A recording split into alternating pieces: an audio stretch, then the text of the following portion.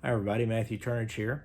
I'd like to wish everybody a Merry Christmas, and I hope everyone's enjoying the holiday season. First off, I'd like to say thank you to all my viewers and subscribers. It's been just over a year since I started this channel, and it's done better than I ever expected it to. Been busy for the last few weeks lately, so I haven't really done any videos since my Get Back review, but I've been buying a lot of records and CDs, so I wanted to close out the year and show some of what I've got. Really, I've got too much for one video. I've talked about how I've been delving into the Beach Boys catalog, and so there are several Beach Boys albums I've got. I'll do that as its own video and just go over some other things that I've gotten in the last a month and a half, 2 months probably is what this covers. Let's start with a few CDs. First up, No Time to Die soundtrack. Hasn't come up on the channel before, I don't think, but I am a Bond fan, and I do really enjoy getting the soundtracks. And this one was a really nice one. Hans Zimmer does some quoting of my favorite John Barry score on Her Majesty's Secret Service in here, so it's if you like Bond film scores, but haven't gotten this yet, it's definitely a good one to get. I got a couple Deep Purple CDs. They've been doing this live release series. This one is their London 2002 show that was the final show of the Mark 7 lineup, final full show of the Mark 7 lineup before John Lord announced his retirement. And of course, this UK tour that was supposed to be his farewell tour, although they didn't announce it at the time, it was just kind of going to be, they were going to do one last UK tour, and then when it was over, announce that John was retiring. But unfortunately, the tour had to get cut short because Ian Gillan had the flu or a cold, or I can't remember what, some sort of health issue that hurt his voice, and you can hear it in this show. His voice is kind of rough in spots, but the band plays really well, and it's a really important show for historical purposes. So nice to have this. It's also interesting they limit these in this series to 10,000 copies worldwide, so you can see my number there. So definitely recommended if you're a fan of that era of Deep Purple. Their live stuff is usually good. They're a great live band. And then, of course, also on Black Friday, Deep Purple put out a new album, Turning to Crime. So I have here the CD and the vinyl. Now, this is actually, I'll show you the vinyl. This is the crystal clear vinyl edition I got. And this was, since they couldn't tour their last album, which came out August, I believe it was, 2020, they decided to record something new. And, but I suppose they couldn't, because of the pandemic, they couldn't really get together. They write their songs through jamming. So they just picked some favorites and recorded a bunch of cover songs. They did some interesting choices. It's a solid album. It won't go down as one of their all-time bests, but at least not in my book. But it's a good album. I'm glad they put it out. Best covers on here are probably their versions of Oh Well, and White Room is pretty good. The Battle of New Orleans I like. Jenny Take a Ride. That may be my favorite one. Other funny thing about this is. So the album is somewhere around between 50 minutes and an hour. I can't remember exactly, but not unusual for a modern day album. So they split the vinyl over two, but they made the records 45. It's a rare 45 RPM 12-inch record, but it's a good album. Next up, I got a couple of Monkees albums. And this first one I bought this the day before Thanksgiving, their debut album. Monkees were one of the first bands I got interested in when I was a kid. MTV reran the show for the 20th anniversary, and I really was not. The only album I had prior to that was Thriller, which I'd bought circa 1984, I think. But very, very casual music fan at that time. And then I got into the Monkees show and got Then and Now, the best of the Monkees on cassette for Christmas '86, and that started me buying the occasional cassettes. I really became a big-time music buyer at the very beginning of 1990 when I bought Aerosmith's Pump album. But anyway, so I always liked the Monkees. I had that cassette. I had a greatest hits CD, and I was thinking I need to get some of their albums. Been meaning to for a while, and just before Thanksgiving on a trip to the record store, I decided to pick up the first album. That's a mono copy. And, unfortunately, Mike Nesmith passed away just a couple of weeks later. Very sad loss, and, one of those weird little synchronicities of life. Just the night before he passed, I happened to be giving this album another spin, so it was, kind of odd the next morning when I heard about it. He's a great, very talented guy. And, of course, that sparked me to go out and buy this, which I had been, seeing since it came out, a year and a half ago. And kept thinking, I should really get that. It looks really cool.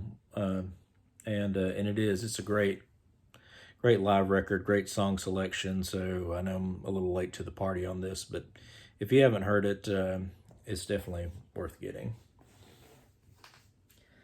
All right, now some solo Beatles stuff. Of course, this came out, and I showed the CD and cassette when they came out. I did an unboxing on those. I decided not to do one for just the 10-inch vinyl of the EP, but I'll just show it real quick here. I've already reviewed the album. I just wanted to say about this 10-inch format, I do really like it. It's kind of fun to get something little different there. Although, one of the things I talked about with the Zoom In EP was, that 12-inch, just having that EP with the song split across two sides was how much dead wax you have, and there is quite a bit on this one as well, even on the 10-inch. But still, yeah, I like the 10-inch format for these EPs. And so if Ringo, continues making EPs, I would say stick with the 10-inch format on the vinyl, because it's pretty fun. It's, like I said, at least it's something different. All right, another thing I picked up solo Beatle-wise, had a new record store open pretty close to my house. And one of the things that I found there was this copy of this is the 50th anniversary reissue of the Wedding album. As far as John and Yoko's experimental stuff, I'm not necessarily a big fan of that, but for whatever reason, I just really dig the Wedding album. There's just something about that first side where they're saying each other's names with the heartbeat.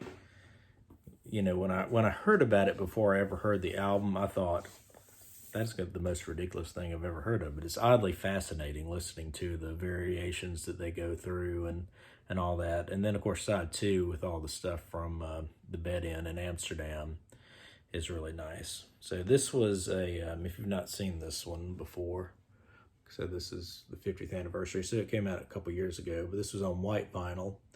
And in lieu of being able to show the Apple label, they did a grapefruit label in honor of Yoko's grapefruit book. So I thought that was a nice touch with the whole and sliced grapefruit, kind of in imitation of the whole and sliced apple that would have been on the original issue. And the white vinyl is nice too, in keeping with the wedding theme. All right, I've got a few Beatles albums to show here too. Nothing too rare or anything, but just some things that I needed for my collection. Beatles 20 Greatest Hits. Of course, the compilation from 1982.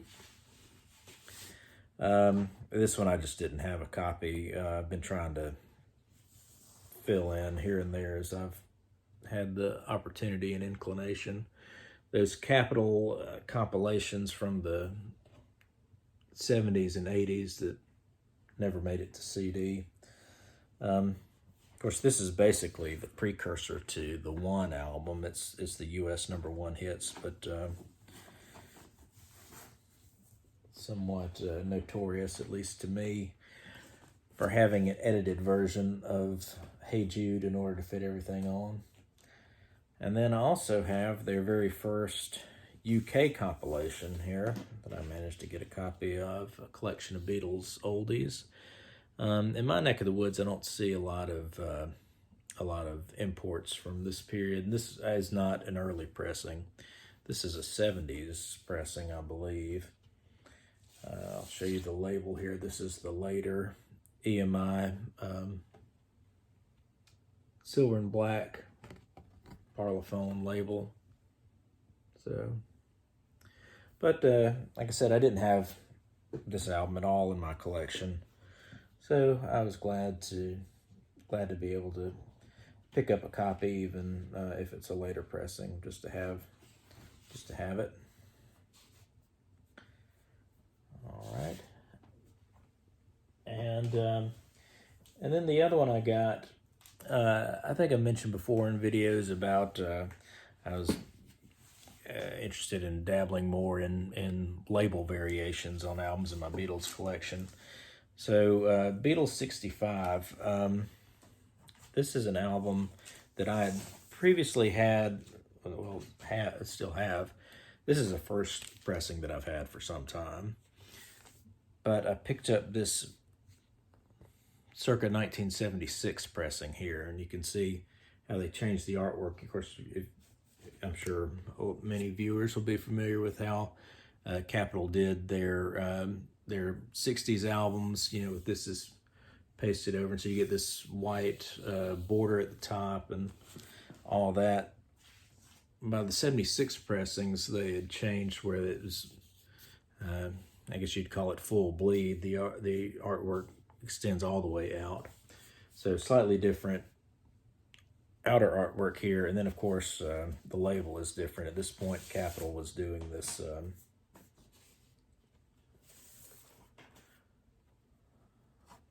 this label, which actually, to me, is not a very good-looking label. But, like I said, kind of wanted to get a different get the various different variations at some point along the way. So so this came along for a low price, and I thought I'd pick it up. I do like Beatles 65 a lot. I may even slightly prefer it to its UK counterpart, or closest UK counterpart, Beatles for Sale. So it does have I Feel Fine and She's a Woman on there. So anyway, that's what I got to show you today. As I said, I've gotten a bunch of Beach Boys albums here lately, and I want to do a separate video to kind of go over those and talk about how things are progressing in my dive into the Beach Boys catalog. I'll do that. It may be the next video, or I may hold it over until the new year and do another more Beatles-centric video that I'm thinking about. I'm not sure which of those will be next, but it should be coming before too long. So hope everybody has happy holidays, Merry Christmas, and Happy New Year. And again, thank you to everyone who's subscribed to me and watched my channel. It's very much appreciated. Thanks.